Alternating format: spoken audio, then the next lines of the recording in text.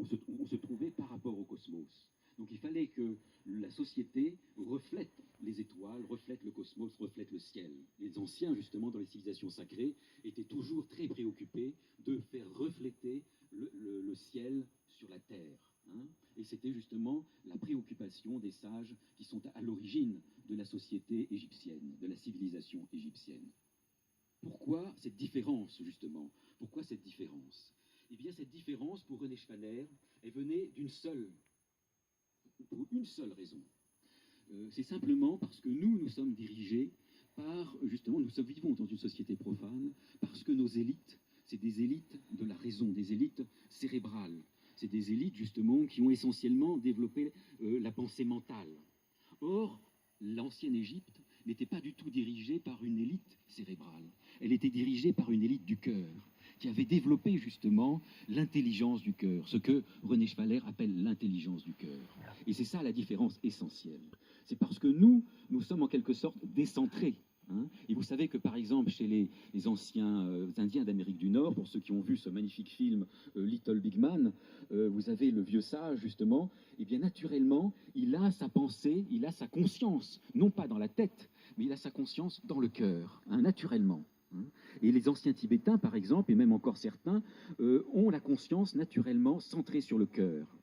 Et justement, ces peuples qui avaient la conscience naturellement centrée sur le cœur, considéraient les Blancs, enfin, je parle des Indiens Sioux, par exemple, ils considéraient les Blancs comme fous, parce qu'eux, ils avaient la conscience, justement, au niveau de la tête.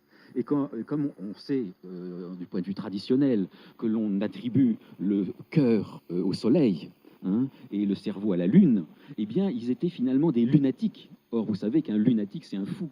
Donc, ils considéraient justement ces Indiens d'Amérique du Nord, qui ont été confrontés aux Blancs, les considéraient comme des fous, parce que justement, ils vivaient au niveau de la tête.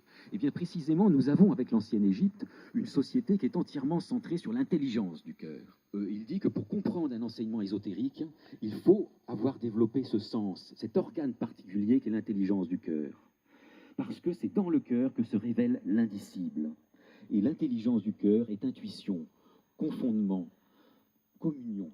Hein, quand on communie avec quelqu'un, quand on communie avec une chose, eh bien, nous faisons appel à l'intelligence du cœur. Il y a quelque chose qui m'avait beaucoup frappé, c'est dans un de ses textes, René Schwaner dit vouloir comprendre les textes hermétiques, les textes ésotériques, avec la tête, avec la pensée mentale, c'est comme de vouloir creuser un trou avec une pioche dans la mer. Hein, vous voyez, c'est une image qui est très forte et qui correspond tout à fait à la réalité.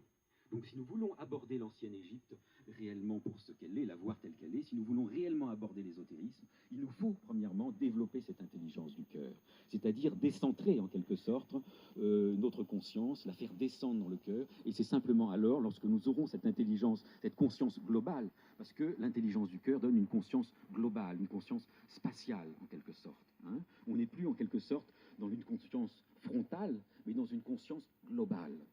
Et c'est simplement ainsi que nous pouvons aborder les textes hermétiques. Et nous avons par exemple quelqu'un d'extraordinaire comme Paracels, qui est un médecin génial. Eh bien, quand on lit un peu Paracels, on s'aperçoit qu'il avait développé cette intuition. Et que par exemple, quand il faisait une distillation d'une plante, il disait, là, il arrêtait la distillation parce qu'il savait qu'à ce moment-là, ça allait soigner telle maladie. Et s'il continuait justement le processus, eh bien, il allait soigner telle autre maladie. Mais évidemment, il ne savait pas ça de façon mentale en quelque sorte, mais il le ressentait. Et c'est comme ça qu'il a fait ces cures extraordinaires. Hein.